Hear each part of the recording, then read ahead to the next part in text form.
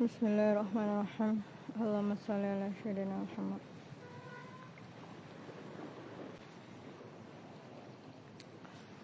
Sallallahu ala Muhammad.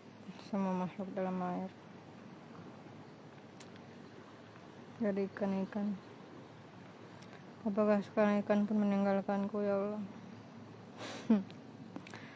Alhamdulillah, meski seluruh dunia meninggalkanku, Allah tidak meninggalkan kita sendirian. Cuman Allah yang tidak akan pernah meninggalkanku, karena Dialah yang menciptakan kita. Maka hanya kepada Dialah kita bersandar. Makanya dikatakan muslim, berserah diri, supaya kita tuh bersandar hanya kepada Allah. Tapi geli.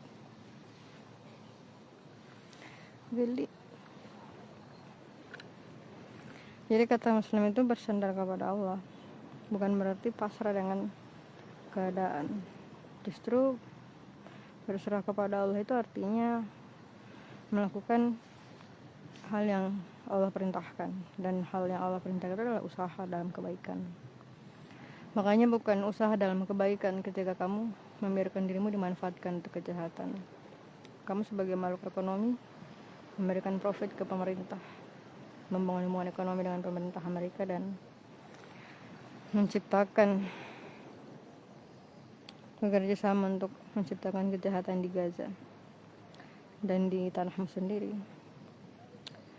Tadi saya menonton ya beberapa orang, ternyata prop lahan di Sumatera itu dari 33.000 kayaknya jadi 94.000 kalau saya nggak salah. Jadi dia jadi presiden ternyata untuk itu ya.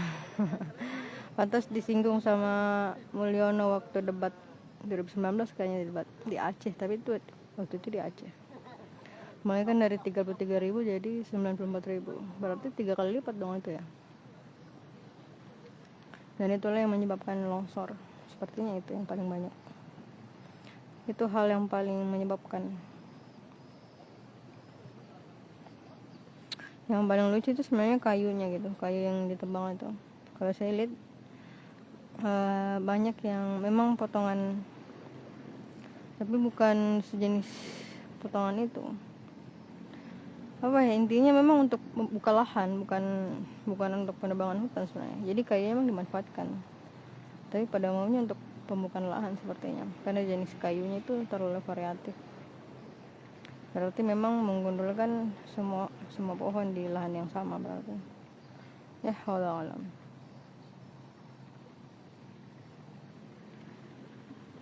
Tapi masih terlalu bersih ya. Berarti meskipun variasinya berbeda, kayunya tetap dijual. Jadi memang untungnya 2 kali lipat kan. Pertama, pohon yang ditebang menghasilkan uang, dan lahan yang dipakai untuk sawit juga menghasilkan uang, tapi sekaligus menghasilkan bencana. Berarti ini adalah salah satu bukti yang jelas ya bahwa ulama-ulama Indonesia itu kalau saya bilang ditinggalkan Allah, gimana ya, bisa nggak ya? Mungkin bukan ditinggalkan, tapi jauh. Berarti Allah sedang menjauhi para ulama Indonesia berarti. Karena mereka kan memilih itu ya. Waktu di 2019 kan mereka pilih dia, katanya lebih baik itu daripada yang satu. Jelas sih lebih baik, bukan lebih, enggak sih, sama aja. Sama aja ya Allah. Lebih baik dari mana? Sama aja ya Allah. Cuman Mulyono langsung ke manusianya dibantai kan, 500 kpps sama KM 50. Kalau dia membunuh masyarakat dari bencana alam yang satu langsung manusianya. Jadi sama aja sih sebenarnya. Jadi kejahatan orang itu dilihat dari dosa-dosa besarnya. Kalau yang satu membunuh manusia lihat bencana, yang satu secara langsung sih sebenarnya. Nah, sama aja. Yang satu lewat pembabatan hutan, penanaman sawit, yang satu lewat prajurit-prajurit pol-pol. Ya, sama aja lah. Salah satu bukti nyata bahwa ulama Indonesia itu sedang dijauhi Allah ya, sehingga mereka tidak mampu melihat siapa yang baik, siapa yang jahat. Sejatinya hampir seluruh umat muslim sebenarnya. Jadi saat ini hampir seluruh umat muslim itu dekat dengan kekafiran. Makanya saya bilang seluruh hampir umat muslim itu dekat dengan kekafiran. Karena kalian tidak bisa menegakkan Al-Quran, karena pembantaian anak-anak terjadi, pembunuhan terjadi, karena kalian berada di dalam siklus riba, itulah uang kertas. Kemudian sih dapat tentang itu ya, sebenarnya itu masalah umum sih. Bukannya saya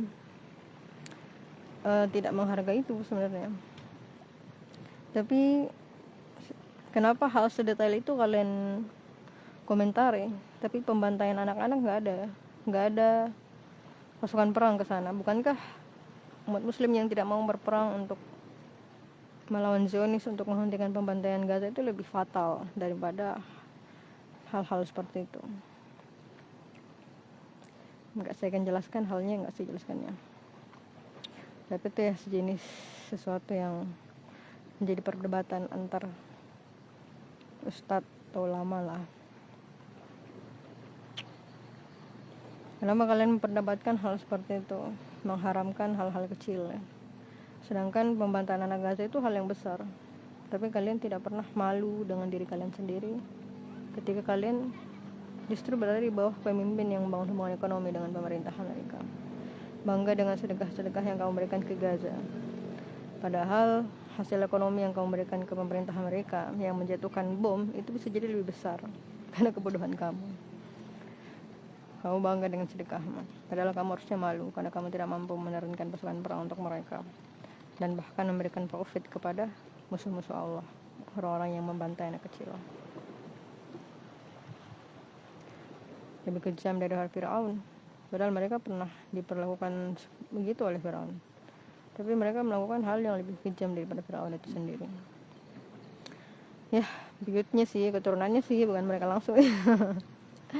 Saya jadi ingat teori, dulu ada teori ya, mungkin nanti saya cari lah, tentang genetik agresivitas. Kalau saya nggak salah itu tentang agresivitas ya. Jadi genetiknya itu ternyata masalah agresif itu bisa diturunkan ya. Jadi penelitiannya itu sepanjang hidup ya. Jadi satu keturunan teliti, makanya itu penelitian panjang. Salah satu penelitian yang cukup makan waktu karena span life ya kalau saya nggak salah. Jadi ternyata genetik agresif itu diturunkan. Dan sekarang kita lihat dalam Al-Quran ternyata disebutkan secara tidak langsung bagaimana Fir'aun,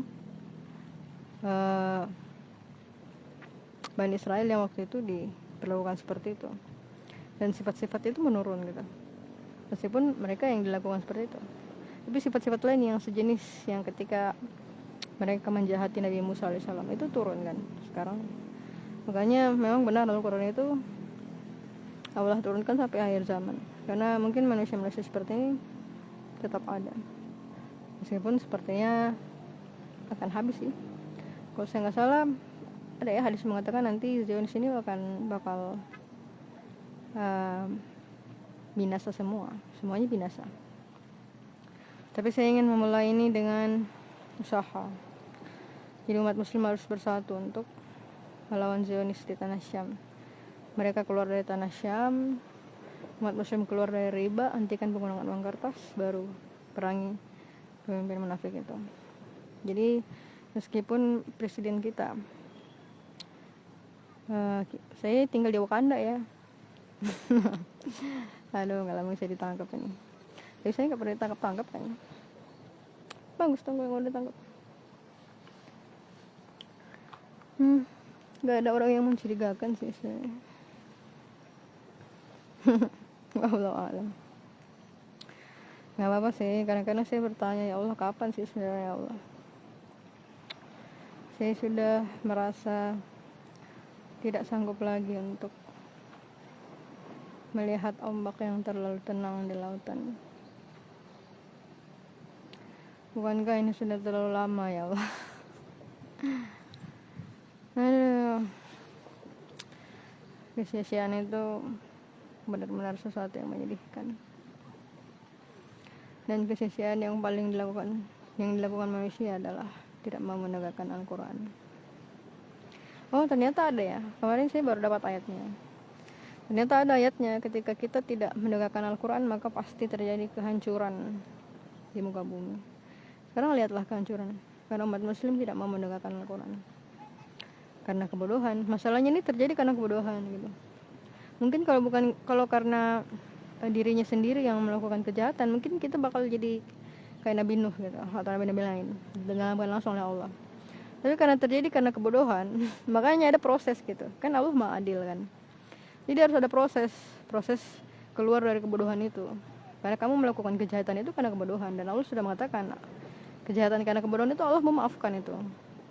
Makanya Allah buka informasi. Meskipun Zionis membuka informasi ini karena sedang merencanakan sesuatu yang sangat jahat ya, palantir.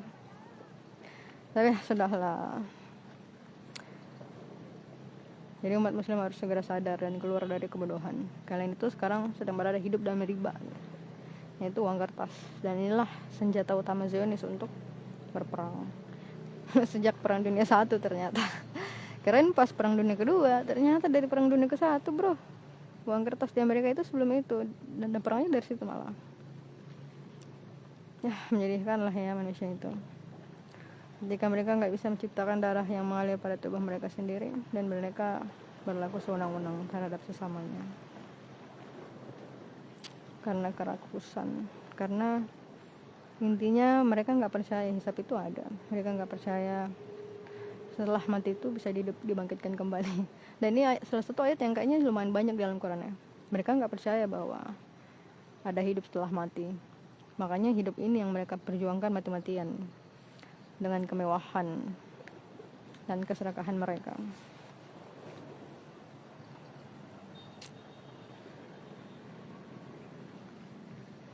Tiga kali bro, pantas banjir, pantas longsor. 3 kali lipat dalam 1 tahun penebangan hutan, seperti yang dibilang Jokowi. Ternyata Mulyono paling tahu tujuannya ya. Aduh. Dia sudah tahu tujuannya jadi presiden itu yang di Aceh, Kuala Sumatera. Pantas dia sebut-sebut waktu debat.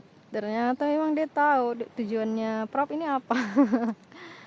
Musuhmu itu paling jeli ya musuhmu. Tapi memang katanya Mulyono punya itu ya, informasi dari intelijen.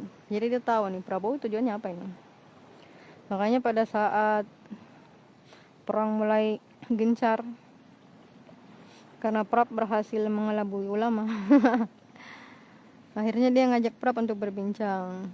Akhirnya dia bilang sebenarnya kita ini satu jalur bro, kamu aja nggak sadar, kita ini satu rumpun. Jadi tinggalkanlah mereka. Aduh, ternyata benar satu rumpun mereka, sama-sama mengejar harta. Tapi beda itu, beda tempat. Yang satu tambang, yang satu sawit. Ya sama aja.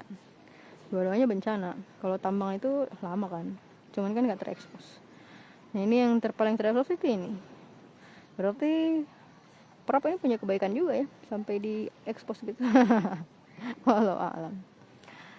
Aduh, memang manusia itu memang punya kebaikannya, tapi keburukannya lebih banyak ya.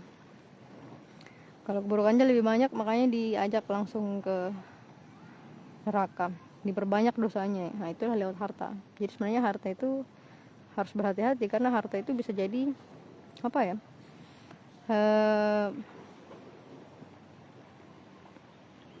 seperti lubang ya, lubang jebakan yang Allah siapkan untuk orang-orang jahat. Bukan untuk orang-orang baik.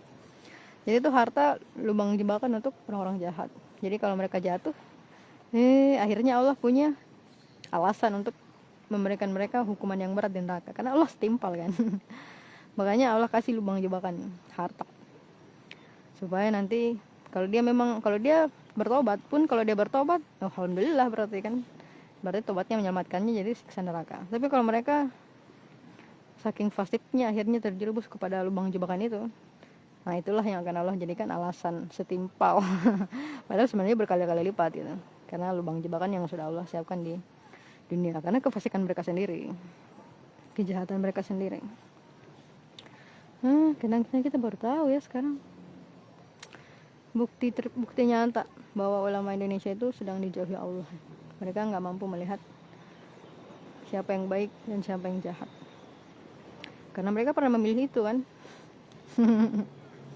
Itulah kalau kalian itu, kalau ulama-ulama itu menjadi tidak benar, tidak berada pada jalur yang benar, maka umatnya itu, seluruh umat Islam jadi salah. Makanya nanti hisabnya paling berat ulama gitu, karena mereka membuat masyarakat sehebat ini jadi dimanfaatkan untuk kejahatan. Kan dermawan itu hebat, bayangkan orang dermawan diarahkan ke tempat yang salah. Jadinya seperti ini. Makanya ulama Indonesia itu paling sakit nanti ini. Wallahu alam. Kalau mereka nggak percaya, kalau percaya harusnya berubah sih, nggak tahu sih, saya nggak tahu kan. Cuman ini bukti yang Allah tampakkan aja yang saya pahami. Kalau kalian nggak sepakat ya itu urusan kalian, nanti Allah jelaskan di hisab kan. yang kita pertengkarkan nanti Allah jelaskan di hisab semua. Jadi umat Islam itu harus sadar bahwa pembantaian anak kecil di Gaza itu bukti nyata bahwa kita itu sedang lemah. Makanya harus bersatu. Ulama-ulama yang tidak mau berperang ini harus ditinggalkan. Kita harus berfokus kepada ulama yang mau berperang untuk Gaza, karena inilah akar kezalimannya ini.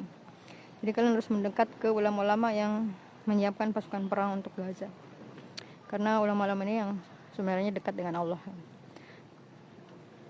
Kalau ulama-ulama yang menyuruh kamu untuk tidak berperang, tidak menyiapkan pasukan untuk Gaza, sebaiknya dijauhi, karena ulama-ulama ini yang dijauhi oleh Allah.